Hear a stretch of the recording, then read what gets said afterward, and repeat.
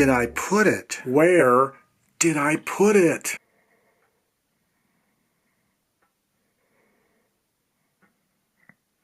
Where did I put it? Have you ever gone into another person's workshop or garage or studio and it looks like total chaos? Yet they can go immediately and find things wherever they're at. And I think the reason why that is possible is because you build up clutter organically in piles. You put something over here, put something on top of it, put something next to it. Piles become files. And you get used to finding it in that same location, and pretty soon that becomes the de facto spot for it. And then we have the tendency to build like a mental map. Oh, I know where to find that because I always put it in that location. So I've noticed this thing where things that have been sitting around in the same place for a long time, I seem to know where they're at. Like long-term memory knows where things are at if they've been there a long time. But if I recently move something to another location, I often forget where I put it. Maybe because I'm getting older, but I decided this is getting to be a problem. Where did I put it? I kind of get frustrated and start looking around for things. Is it in this drawer? Is it in that drawer? Is it on the bookcase? This, that. For instance, I can take one shelf of one bookcase, and there's an entire history here.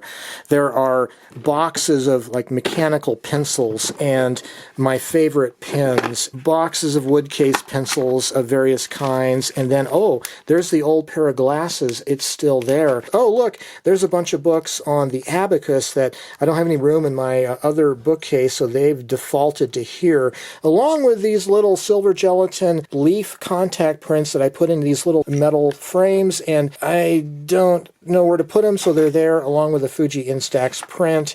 And then I have a bunch of pens of different varieties that's in this little holder, and office supply related stuff like double-sided tape and these cool little field notes, reporter's notebooks. And also up here, there's a little bin full of old charger cables and fountain pen bottled inks and fountain pen supplies and more Fuji Instax pictures and more pens and pencils of certain kinds. Oh yes, liquid Band-Aid for when I cut myself, and my glasses and sunglasses and my shoe shining kit and everything else. Everything has a certain place organically by its history of how I've collected them and placed them.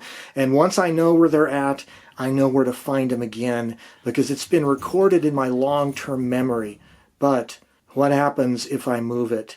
So I decided I need a logbook.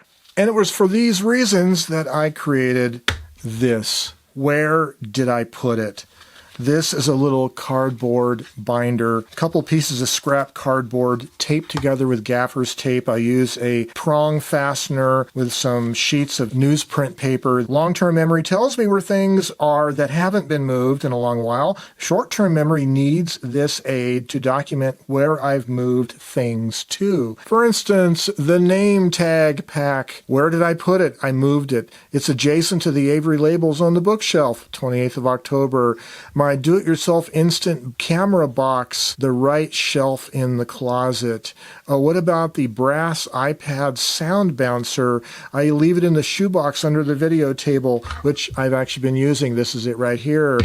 What about the bag of correction cartridges in the bookshelf near the office door, lower shelf? AC adapter connectors for the EP43, etc. It goes on and on and on.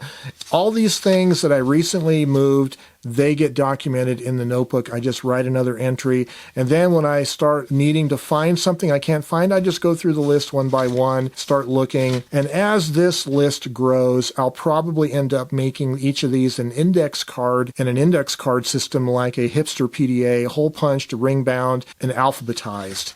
Where did I put it? I put it right here.